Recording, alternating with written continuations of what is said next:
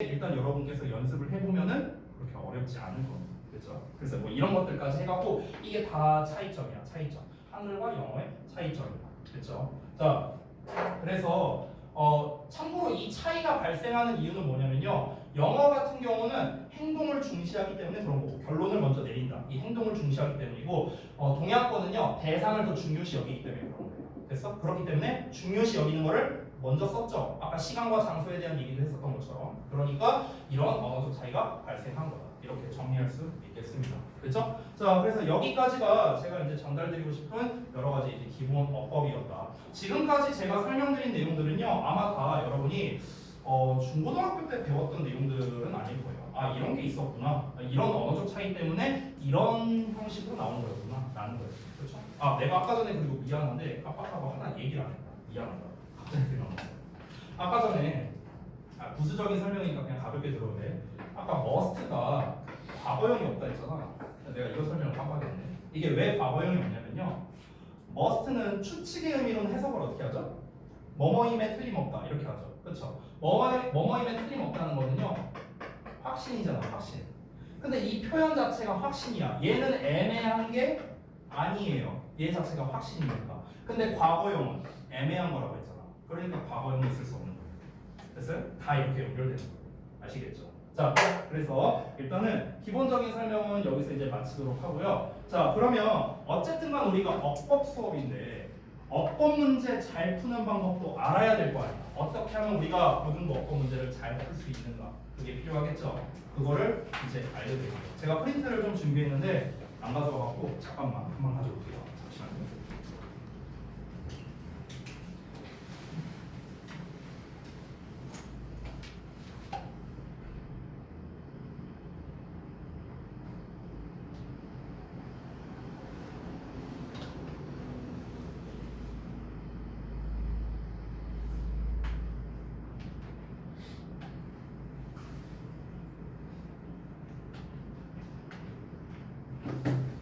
아까 말했다시피 우리 그 주요 부분들은 저한테 이미 받았던 프린트인데요. 일단 드릴게요. 어차피 또 까먹었을 거야. 자, 뒤로 좀 주시죠. 뒤로 좀 주세요.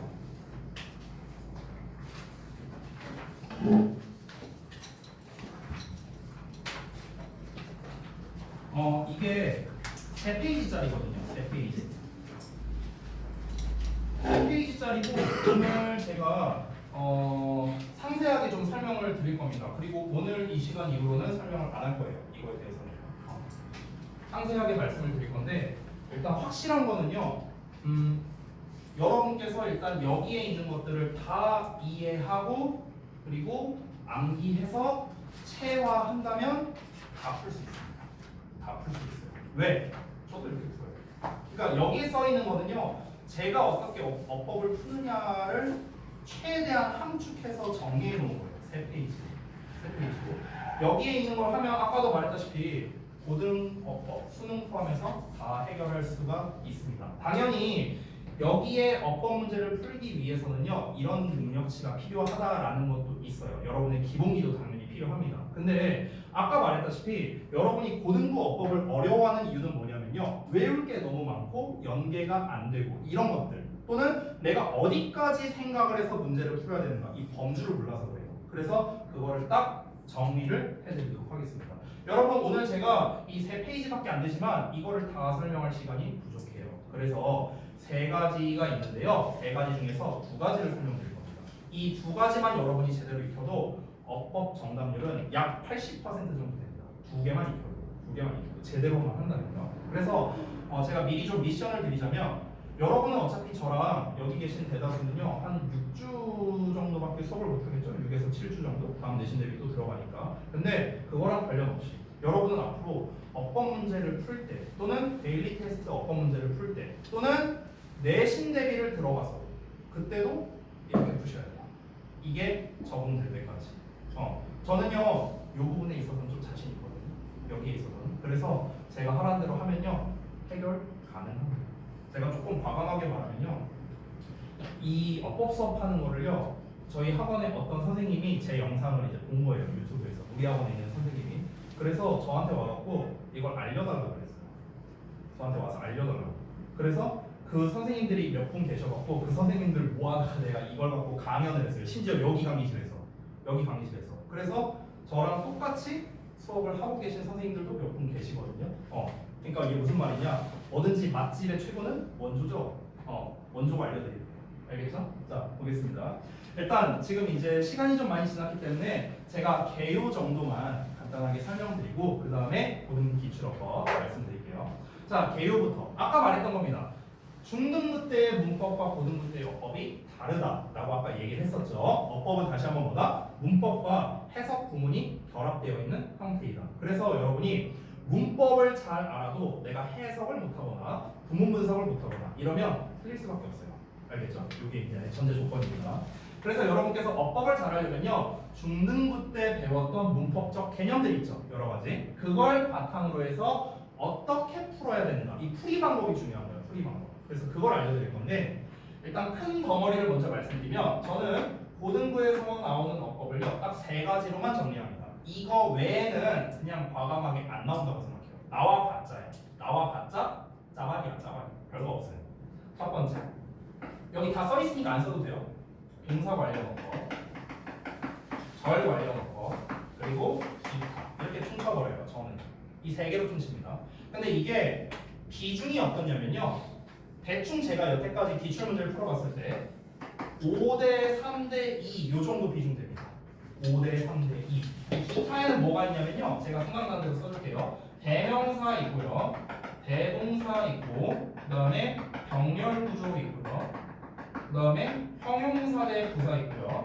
비교 구문 있고 도치 구문 있고 강조 구문이 있어요. 요 정도. 여기 이제 기타에 해당되는 거야. 이거 다 합쳐서 20%라고.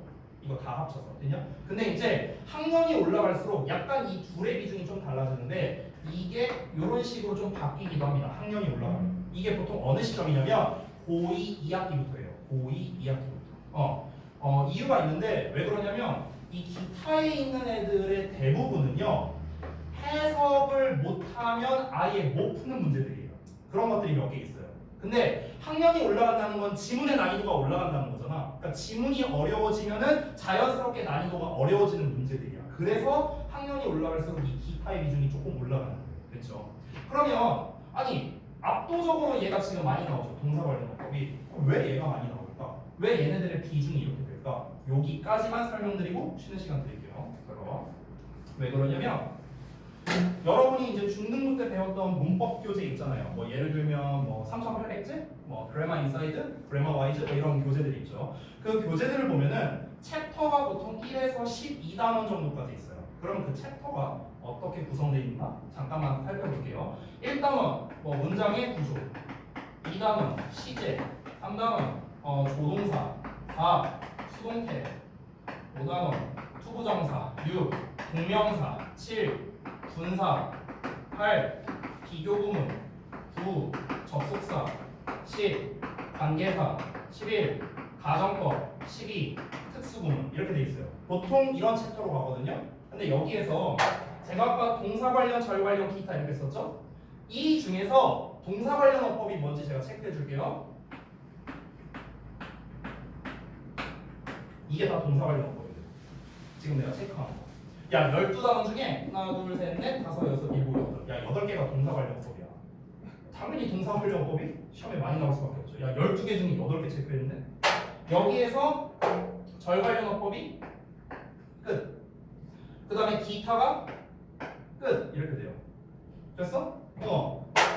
누가 보더라도 동사 관련된 게 압도적으로 많잖아요. 그렇죠? 그러니까 동사 관련 어법이 시험에 많이 나오는 겁니다.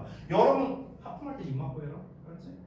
자, 여러분 시험, 내신 시험 아무거나 니네 아무 학교 거나 펴갖고 딱 봤을 때 이 밑줄 어법이잖아. 밑줄이 한 5개 쳐져 있잖아. 5개에서 뭐 많게는 막 8개 이렇게 밑줄 쳐져 있죠. 그럼 그 중에 과반수 이상은 다 이거예요. 다 이거 동사 관련 어법이에요.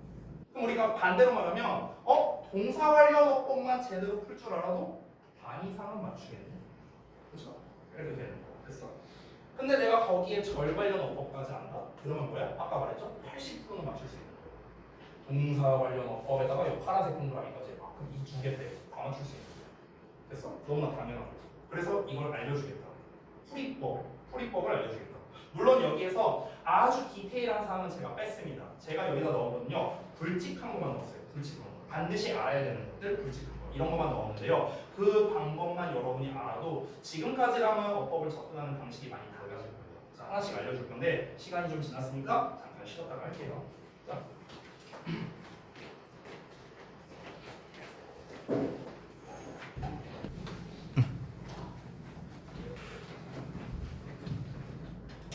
졸좀 말고 자식아. 자, 첫 번째부터 볼게요. 자, 아까 전에 말했었던 이제 동사 관련 어법부터 한번 따라볼게요. 자, 우리 고등부 어법에서 절반을 차지하는 녀석이기 때문에 대단히 중요한 녀석이죠. 일단 쉽게 설명을 할게요. 자, 동사 관련 어법이 뭐냐? 이거부터 시작해야겠죠. 쉽게 말합니다. 그냥 동사처럼 생겼으면 싹 다 동사 관련 어법이야. 동사처럼 생겼으면. 자, 예를 들어서 make라는 원형이 있어요. 이 make를 한번 변형해 봅시다. 어떻게 될까? makes도 될 거고, 예를 들어서 have made도 될 거고, making도 있고, 그냥 made도 있고, to make도 있고, 뭐 엄청 많죠. 등등등등 엄청 많죠. 이거 다 합친 거. 이게 뭐야? 동사 관련 어법이야. 됐어? 심플하죠? 동사처럼 생겼으면 동사 관련 어법이야.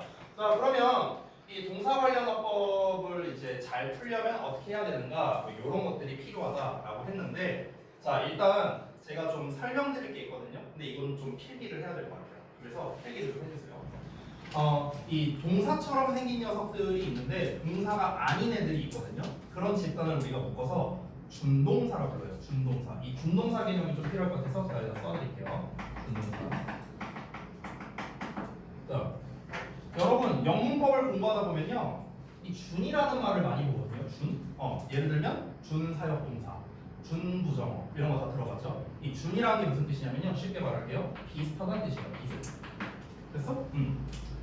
자, 뭔가에 준한다 이런 표현을 쓰기도 하잖아요. 그러니까 비슷하다, 거의 그러하다 뭐 이런 뜻이야. 그럼 여러분 한번 잘 생각해봐. 비슷하다라는 말은요, 말 그대로 비슷하다는 거지 똑같다는 게 아니에요. 예를 들어 쌍둥이가 있어. 둘이 되게 비슷하게 생겼다 이렇게 말할 수도 있는데, 그럼 이 둘이 동일 인물이 되냐? 아니잖아. 그러니까 비슷하다는 건 말 그대로 비슷하다는 거예요. 즉 정리하자면요, 준동사랑 동사와 비슷해요. 근데 동사는 아니에요. 됐어? 이게 되게 중요한 말이거든. 동사가 아니라는 말. 이게 대단히 중요합니다. 어법 문제 풀 때 중요하고요. 그럼 여기서 더 나아가서 동사랑 비슷하다라고 제가 얘기했잖아. 뭐가 비슷한데? 내가 방금 쌍둥이를 예시로 들었는데 쌍둥이 뭐 물론 모든 쌍둥이가 그렇진 않겠지만 일단요 생김새가 비슷합니다. 즉 형태가 비슷하고요. 두 번째 때에 따라서 성격도 비슷할 수 있겠죠. 그래서 특성이 비슷합니다. 특성. 그래서 준동사는요 동사랑 뭐가 비슷해? 동사랑 생긴 게 비슷하고 동사가 가지고 있는 특성이 비슷한데, 그럼 선생님 동사가 가지고 있는 특성이 뭔데요? 대표적으로 네 가지가 있습니다. 네 가지. 첫 번째, 동사는 시제를 표현할 수 있죠. 과거, 현재, 미래를 표현할 수 있죠. 준동사도 시제를 표현할 수 있습니다. 두 번째, 동사는 긍정과 부정을 표현할 수 있죠. 준동사도 긍정, 부정을 표현할 수 있습니다. 세 번째, 동사는 태를 표현할 수 있죠. 능동태, 수동태. 준동사도 능동태, 수동태를 표현할 수 있습니다. 근데 여기까지는요 그렇게 중요한 건 아니에요. 제일 중요한 건 얘예요. 이제부터 쓸 네 번째입니다. 자, 잘 보세요. 잠깐 쓰기 전에 내가 여기다 미리 쓸게요. 많이 쓰지 말아. 여러분, 동사 앞에는 뭐가 나와요? 주어가 나오죠. 그렇죠? 동사 뒤에는 뭐 형식에 따라 다르겠죠? 뭐 보거나 목적어나 이런 게 나오겠죠? 그럼 잘 봐봐. 준동사 있죠, 준동사. 그럼 준동사도 똑같이 얘도 앞에 주어가 나와요. 됐어? 준동사도 뒤에 똑같이 보어나 목적어가 나와요. 똑같아요. 됐어? 그래서 여기다 써보자면요. 다시 쓸게요. 준동사를 기준으로 해서 앞에 주어가 나오고요. 뒤에 목적어나 보어 등등이 나온다. 이때 준동사 앞에 주어가 나온다고 했잖아. 이 주어를 혹시 뭐라는 줄 알아요? 이걸 바로 그 유명한 의미상 주어라고 부르는 거예요. 의미상 주어. 들어봤죠? 의미상 주어. 앞으로 여러분 의미상 주어라는 말을 보면 이렇게 생각하면 됩니다. 준동사의 주어고요. 됐어? 준동사의 주어. 이게 의미상 주어라는 녀석이에요. 그렇죠? 자, 그래서 이렇게 네 가지를 썼는데 다시 한번 정리합니다. 제일 중요한 건 뭐냐? 준동사는요 동사가 아니라는 거예요. 알겠죠? 여기까지 됐어요. 자, 그러면 오케이 준동사라는 거에 대한 개념은 대충 알았어. 그럼 중요한 게 뭐야? 준동사의 종류죠, 종류. 세 가지가 있거든요. 이 세 가지가 다 니네가 알고 있는 거야. 첫 번째 부정사, 두 번째 동명사, 세 번째 분사입니다. 다 들어본 녀석들이죠. 그렇죠? 다 우리가 중등부 때 배웠던 내용입니다. 부정사, 동명사, 분사 세 개를 묶어서 뭐라 한다? 준동사. 제일 중요한 거보다 부정사, 동명사, 분사는 뭐다? 동사가 아니에요. 내가 지금 계속 얘기하고 있죠? 동사가 아니에요. 얘네는요. 얘네가 동사가 될 수 있는 확률 빵프로예요. 알겠지? 근데 동사랑 비슷해요. 뭐가? 얘네는 동사랑 생긴 게 비슷하고요. 얘네는 시제 표현할 수 있고 긍정, 부정 표현할 수 있고 능동, 수동 표현할 수 있고 얘네 앞에 주어, 얘네 뒤에 목적어나 보어 나올 수 있다고요. 그래서 이걸 지금 묶어서 설명드렸습니다. 자 그러면 셋 다 동사가 아니라고 했잖아. 그럼 동사가 아니라 다른 역할을 하겠죠. 그 역할 어떤 역할을 하는가? 부정사는 여러분 다 알겠지만 명사, 형용사, 부사 세 개의 역할을 하죠. 동명사는 이름에 써 있잖아. 명사라고. 그렇죠? 분사는 형용사입니다. 자 여기 보시면 어떻습니까? 동사 역할을 하는 놈은 단 하나도 없죠. 그렇죠? 이게 다예요. 자 여기서 추가적으로 용어 설명을 해드릴 건데 용어는 사실 필기 안 하셔도 됩니다. 이해를 돕기 위해 설명하는 거예요. 자 부정사라는 건 뭐냐면 한자로 뜻풀이하면은 정해져 있지 않은 말이라는 뜻이거든요. 뭐가 안 정해져 있냐면 해석이 안 정해져 있어요. 사실상 부정사는 동사의 해석법인 뭐뭐 하다라는 해석 이걸 제외하고는 다 가능합니다. 그래서 실제로 부정사를 영어로 뭐라고 하냐면요 to infinite라고 해요. to infinite. 부정사를 영어로 to infinite라고 하거든. infinite가 뭐야? 무한대잖아. 무한대. 그쵸? 왜 무한대야? 의미가 무한하다고요. 그래서 부정사는 해석이 하나로 안 정해져 있다. 그러니까 품사도 여러 개가 나오는 거예요. 해석이 다양하니까. 동명사는 이름에 정직하게 써있죠. 동사를 명사로 바꿨다. 이런 뜻이에요. 동사를 준동사의 일종인 명사로 바꿨다. 분사 설명할게요. 분사라는 녀석은요. 이 분이 나눌 분자거든요. 분수할 때 분이랑 똑같아요. 그래서 분사를 영어로 뭐라고 하냐면요. participle이라고 해요. participle. 그래서 여기에 part라는 말 보이죠? 부분이잖아, 부분. 그래서 분사라는 거를 말풀이를 하면은 나뉘어진 말이라는 뜻이거든. 나뉘어진 말. 나뉘어진 말이 무슨 말이냐? 동사에서 파생돼서 생긴 말이다 이런 뜻이에요. 동사에서 파생되어 나뉘어진 말 이런 뜻이에요. 자 분사 같은 경우는 특히나 우리가 잘 알다시피 종류가 두 가지가 있죠. 현재 분사와 과거 분사가 있죠. 자 줄여서 쓸게요. 현재 분사, 과거 분사. 뭐 알다시피 뭐 ing형이다, 뭐 우리가 뭐 pp다, 뭐 이제 동사의 이기형이다, 뭐 잘 알고 있는 거죠. 그렇죠? 이것도 좀 추가 설명을 해드리면 이 과거 분사라는 게 제가 방금 썼지만 보통 동사의 이디형으로 많이 쓰잖아. 그렇잖아. 이 명칭은 어떻게 나온 거냐면 동사의 이디형은 분사일 수도 있지만 과거형 동사일 수도 있잖아. 그렇지? 그래서 명칭이 과거형 동사와 똑같이 생긴 분사 이거예요. 이걸 줄여서 과거 분사 이렇게 부르는 겁니다. 알겠죠? 여기를 과거라고 했으니까 깔맞춤해야죠. 그래서 현재 분사 이렇게 말하는 거예요. 자, 분사는 아까 말했다시피 영어로 이제 participle이고 과거는 영어로 past죠. 앞글자 따면은 pp가 되는 거고요. 됐어? 이렇게 줄여서 말하는 거예요. 자, 지금까지는 용어 설명드렸습니다. 용어 설명. 자, 그러면 지금까지 쭉 길게 준동사를 설명을 드렸어요. 이걸 왜 설명했는지가 중요하겠죠. 동사 관련 어법에서 중요하니까 제가 설명을 했겠죠. 그렇죠? 자, 그러면 이거 다 여러분이 쓰셨을 거라고 생각하고 여기 지울게요. 여기만 지울게요. 여기 왼쪽만. 자, 봐봐. 동사 관련 어법을 풀 때는요, 뭐가 중요하냐면 풀이 과정을 잘 익혀야 됩니다. 자, 제일 첫 번째 해야 될 거. 첫 번째 뭐냐? 구문 분석을 통해 동사 자리인지 확인한다 이렇게 돼 있죠. 어떤 동사 관련 어법을 풀어도 1단계는 이거예요. 무조건. 무조건. 알겠죠? 자, 예를 들어 볼게. made라고 나와 있어. 밑줄이 딱 하고 쳐져 있어. 뭐부터 하라고? 동사 자리 맞아 아니야 이거부터 확인하는 거야. 알겠지? 언제나 1순위는 이거예요. 자, 근데 내가 구문 분석을 했어. 그럼 얘가 동사 자리가 맞다 틀리다 둘 중 하나일 거 아니야. 그렇죠? 그럼 동사 자리가 맞아. 예를 들어서 동사 자리가 맞으면 이제 세 가지를 신경 쓰는 거야. 첫 번째 시제, 두 번째 수, 세 번째 해입니다. 그래서 이 세 개를 신경 쓰는 거야. 세 개가 전부 다 일치한다? 그럼 어법상 맞는 거예요. 됐냐? 이렇게 생각하면 되는 거야. 근데 여기서 팁을 하나 줄게.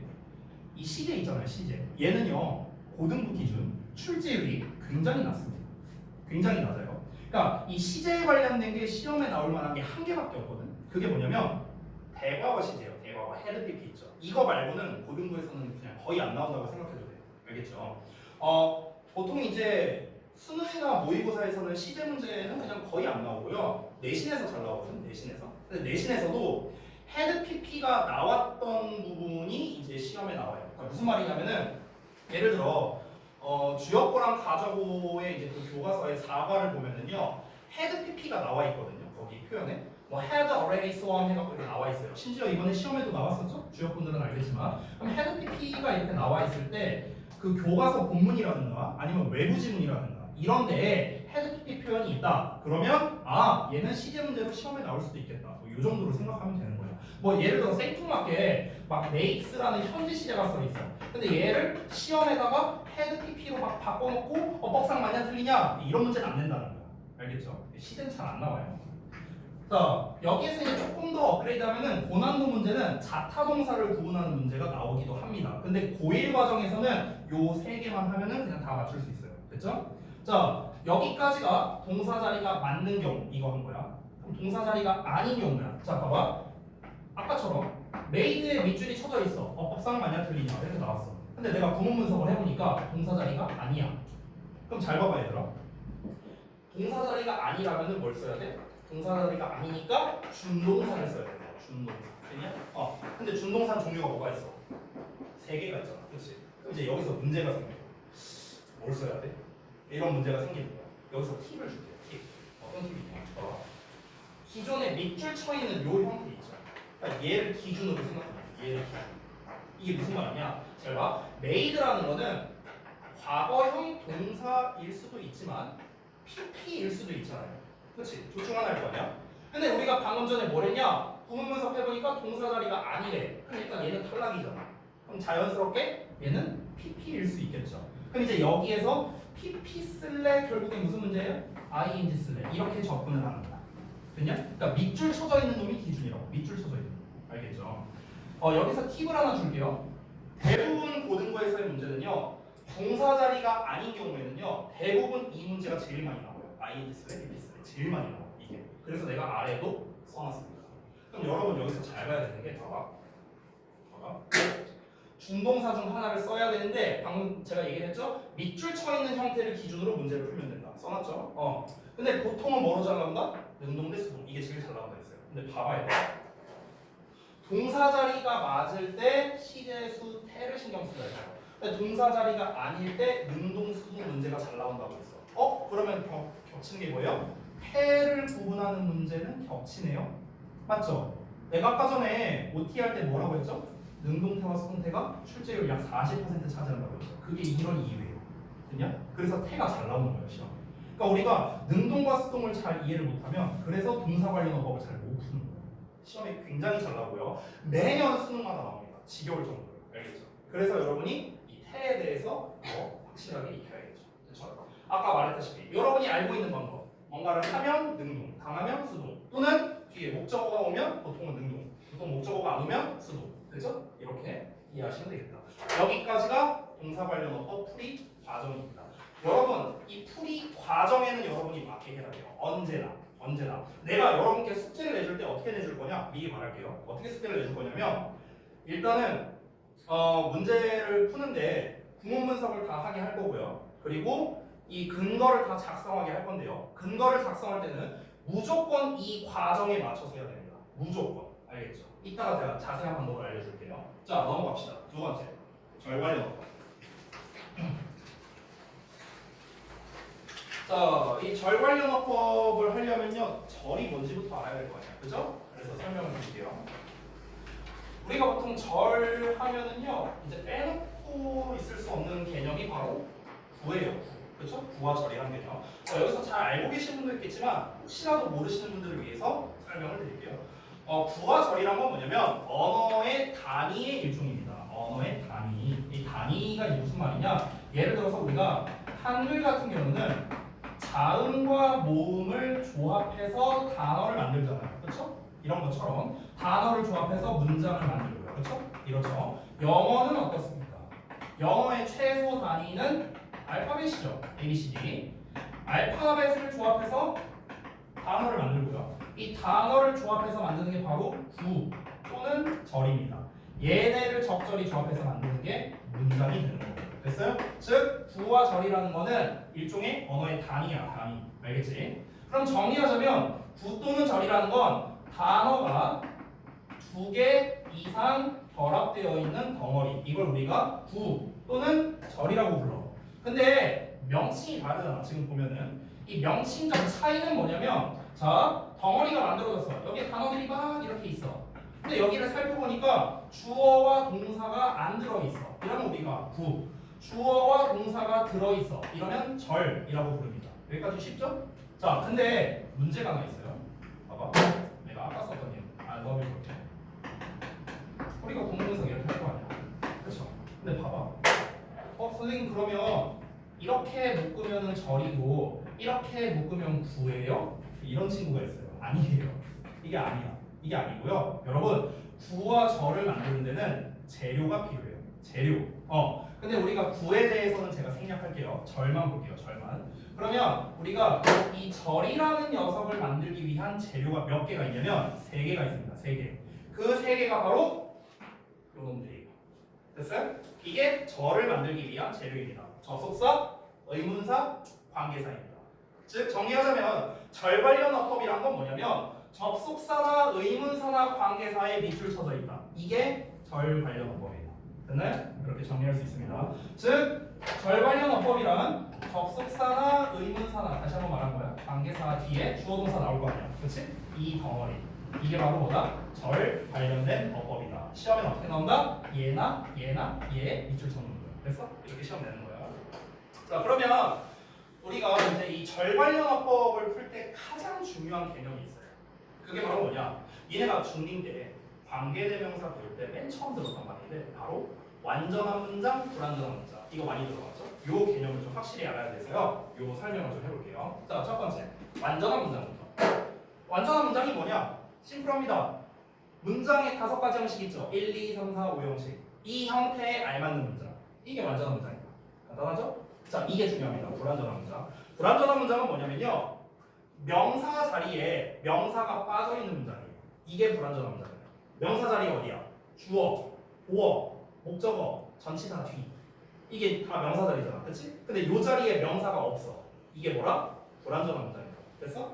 자, 그러면 이 개념을 기반으로 뭐가 나오냐면요. 요런 공식 같은 게 나와요. 공식 같은 거. 내가 잠깐 재밌는 얘기 해줄게. 재밌는 건 아닌데 잠깐 딴 얘기. 최근에 학원에서 이벤트를 했거든요. 그 인스타 뭐 댓글 이벤트 이거 했어요. 모르시는 분도 있는 것 같은데. 근데 이제 그 우리 학원 인스타 그 계정을 들어가 보면은 맨 처음에 올라온 게시물이 있어요. 작년 말인가 이제 올라온 게 있거든요. 근데 이제 거기에 내가 최근에 한번 봤었는데 댓글이 한 300몇 개가 있더라고요. 근데 이제 막 별의별 애들이 다 와갖고 심지어 막 저기 뭐 어떤 친구는요 최선호 학원 화이팅 막 이렇게 써놓은 애들 있어요. 우리 학원 계정에 와갖고 이영신 짱 막 이렇게 써놓은 친구도 있었고. 근데 이제 뭐 졸업생부터 해갖고 여러 학생들이 이제 막 이렇게 댓글을 달았는데 그 지금 숭실대 다니는 한 이제 졸업생 친구가 있거든요. 근데 그 친구가 이제 우리 학원을 다닐 때 좀 오래 다녔는데 4년 다녔거든요. 근데 그 친구가 우리 학원에서 이제 원장님 그리고 저 그리고 이제 저기 누구냐 그 저기 선웅 쌤 그리고 한우 쌤 딱 이 네 분한테 이제 배웠었어요. 이 친구가. 그래갖고 얘가 해시태그를 막 달면서 이제 뭐라 막 써놓은 거야. 막 뭐라 써놨어. 이제 나한테는 뭐 이렇게 하고 뭐 단소의 정석 막 이런 거 써놓는 거야. 이거 그리고 단소의 정석 막 이딴 거 써놨었어. 근데 이 친구가 중간 해시태그에 뭐라고 써있냐면 궁금하면 오늘 가서 한번 찾아봐요. 뭐라고 써놨냐면 중간에 완수불명 이렇게 써놨어요. 해시태그하고 완수불명. 이게 뭔 줄 알아요? 이거야 이거. 이렇게 써놓은 거야 얘가. 그래갖고 내가 이 친구한테 DM을 보냈어요. 야 이거 뭐냐 이거 완수불명 뭐냐. 그러니까 이 친구가 하는 말이 지금 이제 대학생이잖아. 근데 자기가 이제 이거를 처음 배웠을 때 그 친구가 고1이었거든요. 근데 이제 이거 배우고 나서 자기가 어법을 바라보는 게 달라졌대요. 그러면서 좀 문제를 좀 쉽게 풀게 됐고 지금도 교양 수업에서 영문법을 배우는데 지금도 이렇게 문제 풀고 있다. 감사하다. 이런 내용으로 이제 저한테 이제 얘기를 해줬거든요. 고맙게도. 제가 지금까지 수도 없이 많은 이 문법 강의를 봤는데요. 다른 선생님들이나 뭐 EBS나 메가나 이런 걸 봤는데요. 한 번도 이걸로 설명하는 선생님은 단 한 번도 못 봤어요. 그래서 약간 이제 저의 비기라고 할 수 있는데 알려드릴게요. 잘 봐봐. 완전한 문장은요. 수식어, 즉 형용사나 부사죠. 또는 접속사랑 짝일 수밖에 없습니다. 그 이유를 말해줄게요. 잘 봐. 문장에 영어 문장에 존재하는 성분은요. 5개밖에 없어요. 그렇죠? 있나? 없습니다. 내가 예를 들어서 오형식 구조를 써볼게. 자, 오형식 구조 썼어. 근데 내가 여기서 안 끝나고 뭘 더 쓰고 싶어. 또는 앞에다가 뭘 더 쓰고 싶어. 뭔가를 더 쓰고 싶어. 그럼 이제 요 성분 중에서 뭘 넣을 거야? 뭘 넣을 거야? 들어갈 수 있는 거. 얘밖에 없어요. 그렇죠? 이네가 뭐 넣어봐. 주어, 동사, 목적어, 목적격보, 주어 이런 거 있냐? 없잖아. 동사 없고요. 목적어 없고 보어 없습니다. 없잖아요. 그렇죠? 남는 거 뭐예요? 얘밖에 없어. 그래서 완전한 문장. 수식어랑 짝일 수밖에 없는 거야. 되냐? 또는 문장과 문장을 연결해주는 접속사랑 짝이거나. 되냐? 이럴 수밖에 없는 거야. 자, 하나 알았고요. 불완전한 문장. 아까 불완전한 문장이 제가 뭐라 했죠? 명사가 빠져있는 문장이라 했어. 내가 삼형식 문장을 쓸 건데 이렇게만 썼어. 그럼 뭐가 없어? 주어가 없잖아. 그렇죠? 얘만 보면은 불완전해요. 왜? 명사가 빠져 있으니까. 근데 불완전한 상태로 내버려두면 안 되겠죠. 완전하게 만들어줘야 될 거 아니야. 그러니까 주어라는 즉 명사를 써서 메꿔줘야죠. 그러니까 합치면 뭐가 되니까 완전한 문장이 되는 거죠. 그러니 이런 원리라고요. 됐죠? 자, 이거를 한번 적용해 볼게요. 여러분이 지금까지 배웠던 관계, 대명사 또는 관계, 부사, 중심 때 배웠던 이 개념들 봐봐. 우리가 공식처럼 배웠어. 관계 대명사는 뒤에 불완전한 문장 온다. 관계 부사는 뒤에 완전한 문장 온다. 이렇게 막 공식처럼 배웠어. 자, 그러면 이걸 공식처럼 외우면요. 어떤 문제가 생기냐? 이런 문제가 생깁니다. 예를 들어서 내가 야, 복합관계 대명사는 뒤에 어떤 문장 와? 복합관계 부사는 뒤에 어떤 문장 와? 이러면 애들이 대답을 못해요. 근데 봐봐. 불완전한 문장이죠? 명사랑 짝이네요. 그죠? 완전한 문장이네요.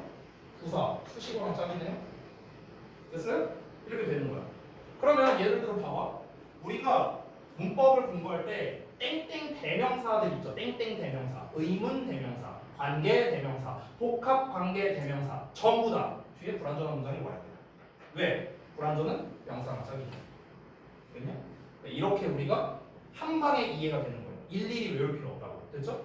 의문 부사, 의문 형용사, 관계 부사, 접속사 that, 접속사 if, 접속사 when, 복합 관계 부사 전부 다 수식어나 부사죠. 전부 다 뭡니까? 완전한 문장이 올 수밖에 없는 거예요. 됐냐? 이렇게 생각하면 심플하죠. 그죠? 자, 그러면 이 완수불명이라는 개념까지 여러분이 알았어. 그러면 이제 어떻게 해야 돼? 실전 적용을 해봐야겠죠. 실전 적용. 자, 실전 적용을 한번 해볼게요. 그게 바로 아래 나와 있는 제일 많이 나오는 문제죠. 절에서 what과 that을 구분하는 문제입니다. 근데 제가 이거를 좀 다르게 쓸게요. 저는요. 자, 이것도 이제 제 수업을 들으신 분들은요, 제가 이제 얘기한 적이 있는데 잠깐 막간의 시간을 이용해서 짧은 얘기를 해드릴게요. 제 수업 들은 분들은 다 내가 했던 얘기예요. 뭐냐면 제가 대학교 1학년 때 얘기인데 대학교 1학년 때 그 영문법 수업이 있었거든요. 교양 수업에. 근데 이제 그 영문법 교수가 좀 약간 도라이 같았어요. 그러니까 왜 도라이 같았냐면은 예를 들어서 오늘 투부정사를 배워. 투부정사에 대한 얘기를 해야 될 거 아니야.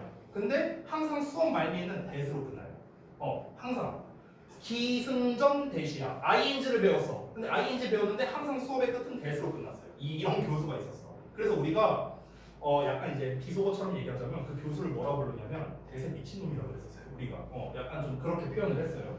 근데 이제 대학교 들어와서 이제 첫 시험을 보는데 첫 시험이 영문법 시험이었거든. 근데 이제 너네 대학교에서 시험 어떻게 나오는지 모르잖아. 나도 모르지 그때. 그러니까 우리 과 애들끼리 이제 모여갖고 야, 첫 시험인데 잘 보자.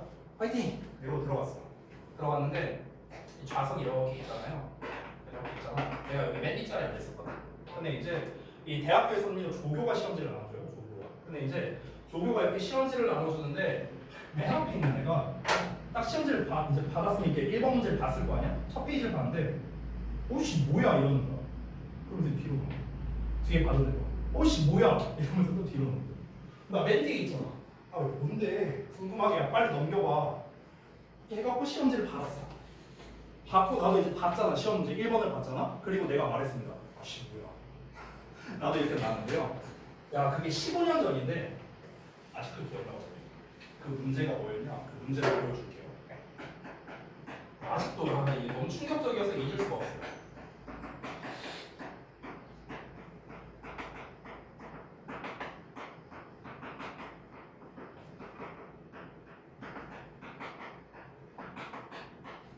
이게 1번 문제거든. 이게 어떻게 되는 줄 알아? 여기 밑줄이 다 쳐져 있어. 이렇게. 그래서 문제가 뭐였냐? 1번 문제. 각 밑줄 친 대세 문법적 쓰임새를 쓰고 구문 분석하고 해석하시오. 이게 1번 문제였어. 멘탈이 나간 거야 내가. 자 보자. 잠깐만 얘가 관계대명사 아닌데 뒤에 불완전한 문장이 아닌데 잠깐만 그럼 얘가 얘는 뭐지? 멘탈이 나간 거야 내가. 뭐 어떻게 해야 돼 이거? 뭐가 뭔지 모르겠어. 그래서 정답이 뭐냐고요? 저도 모르겠어요. 까먹었어. 자 제가 이제 좀 생뚱맞게 이제 그 대학교 때 얘기를 했는데 이 얘기를 한 이유가 뭐냐면요. 지금 짧게 봤다시피 대시라는 게 이렇게 쓰임새가 겁나 많다는 거예요. 대세 쓰임새를요 내가 그냥 막 말해볼게요. 막 어떤 게 있냐면 자 지시 대명사, 지시 형용사, 지시 부사 일단 3개 나왔네요. 지시사만 그리고 관계 대명사, 관계 부사, 명사절 접속사, 결과를 나타내는 부사절 접속사, 원인을 나타내는 부사절 접속사, 동격을 나타내는 접속사. 야 지금 몇 개만 말했는데도 대충 한 8개 나왔어. 그렇죠? 대충 생각나는 것만 쓴 거야. 근데 이만큼 나왔어. 그렇죠? 대충 대세 쓰임새가 11개 정도 있습니다. 11개 정도. 야 그럼 우리가 뭐야? 다시 돌아가서 됐을래 왔을래라는 문제가 나오는데 대는 한 11개 정도 있고요. 왓은 대표적으로 고등부 기준으로는 3개 있습니다. 고등부 기준. 대학교로 가면은 4개 정도 나와요. 쓰임새가. 그럼 우리가 대충 계산해도 야, 이 경매 수가 몇 개예요? 30개가 넘어요. 그렇잖아. 이걸 언제 다 계산하면 안 되겠습니까? 그렇죠? 그래서 이 30까지가 넘는 경우의 수를요. 딱 2개로 해줄게요. 2개. 시험에는 2개밖에 안 나와요. 알겠죠? 그걸 정리해 줄게요. 자, 다시. 자, 제가 이렇게 쓸 건데요. what, that, get 이렇게 쓰겠습니다. 이렇게 비교하는 버전 하나, 이렇게 비교하는 버전 하나. 그래서 2개라는 거예요. 알겠죠? 봐봐. 자, 일단 요 what은 관계대명사야. 자, 2번째 that도 관계대명사야. 즉, 첫 번째 문제는 뭐냐면 관계대명사 왔을래, 관계대명사 됐을래. 이게 1번 문제야. 2번째는 관계대명사 왔을래, 접속사 됐을래. 이 문제입니다. 됐어? 이렇게 2가지가 있어. 자, 그러면 우리가 배운 걸 기준으로 한번 해보자. 잘 봐봐. 명사, 명사, 접속사야. 자, 그럼 뒤에 뭐가 올까? 명사니까 얘랑 짝이죠. 불명이라고 했죠 아까? 얘도 명사니까 불이죠? 접속사네 완전한 문장. 됐냐? 됐죠? 자 여기까지 됐어요. 자 우리가 지금 뭐 배우고 있어요? 절 관련어법 배우고 있습니다. 우리는요. 그럼 이 덩어리 전부 다 뭐야? 절이야. 절 됐냐? 전부 다 절이야. 근데 이거는 좀 외워야 돼. 이건 다 중2 때 배운 건데 이건 외워야 돼. 왓절은 명사절이에요. 근데 내가 잠깐 팁 하나 줄게. 이 왓 있잖아. 왓은요 고민하지 마세요.